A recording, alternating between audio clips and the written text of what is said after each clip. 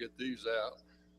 I'm kind of in, but with them on, I can't see it because these are reading glasses, and without them, I can't read them. So we'll see how it goes. In a few minutes, we'll be extending the invitation of Christ again to those who have never obeyed the gospel and to those who may be erring children. Of course, this is a plea for you to enter the service or to return to the service of our King. You know, we have offered the invitation of Christ time and time again with no response. And I hope that's not the case tonight.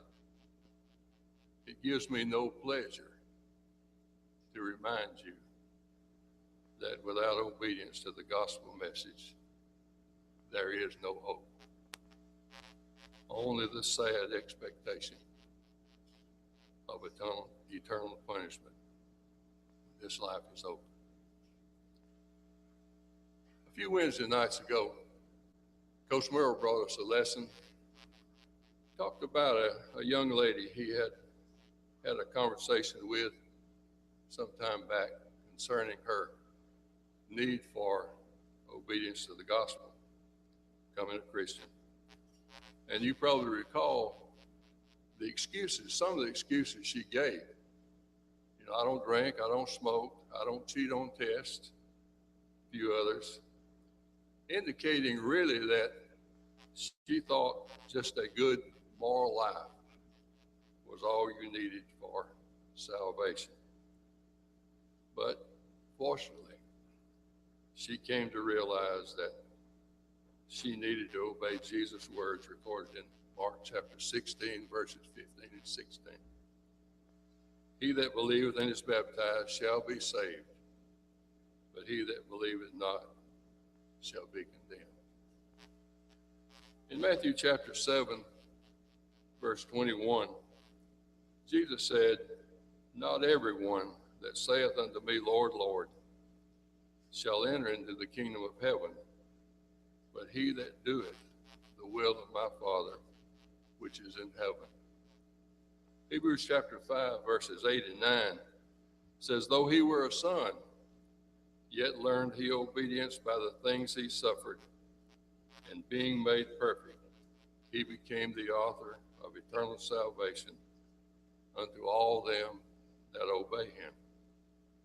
So from these passages, it's very obvious that obedience to the will of God is required, not just for us, but also even for the Son of God as he walked among men on earth.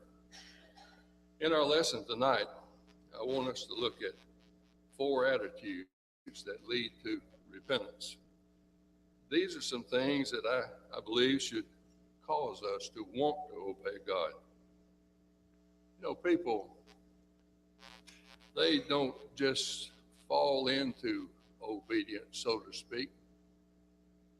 They have given careful consideration, usually, to making such a serious step.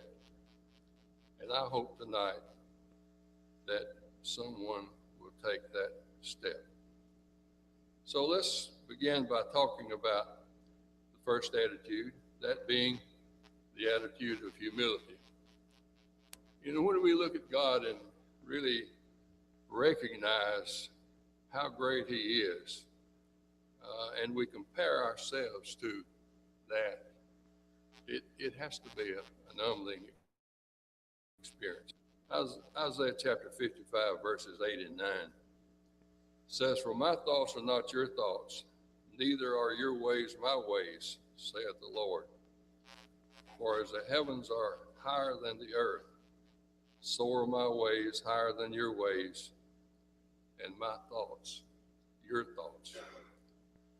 Also, when we realize God is infinitely wiser than we are, and that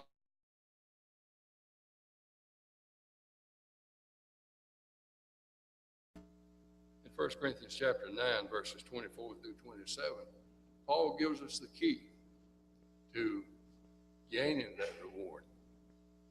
It's the matter of total submission. He talked about bringing his body into submission, not doing what we want or what we think done, but really what has been commanded of us. Hebrews chapter 10, verses 26 through 39. And this one also kind of plays pretty loud to some of us who are obviously in the twilight years of our life.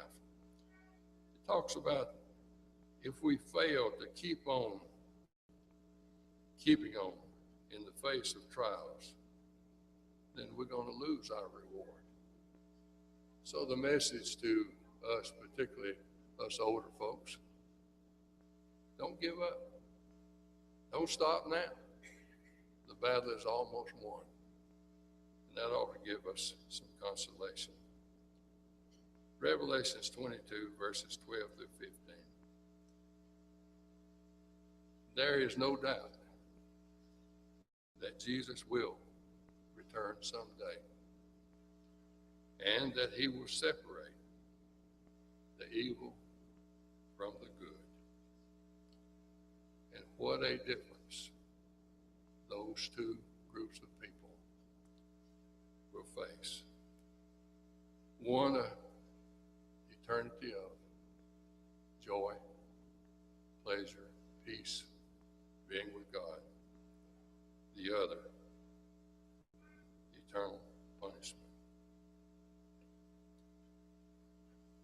I suspect that you all have recognized the fact that all the things that we have talked about require faith. Faith is involved in all of these.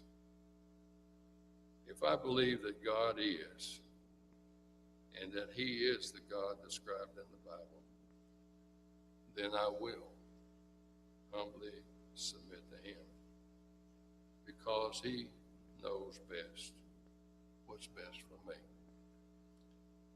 And if I believe that Jesus has been given all authority, then I will respect that authority by obeying him.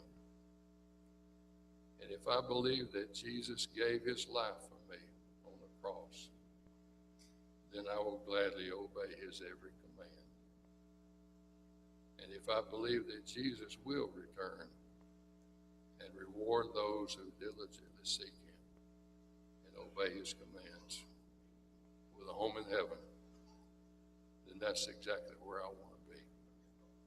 So possibly there are someone here tonight who is ready to turn away from a life of sin to a life of service, a life of obedience, living and working as a servant of Jesus.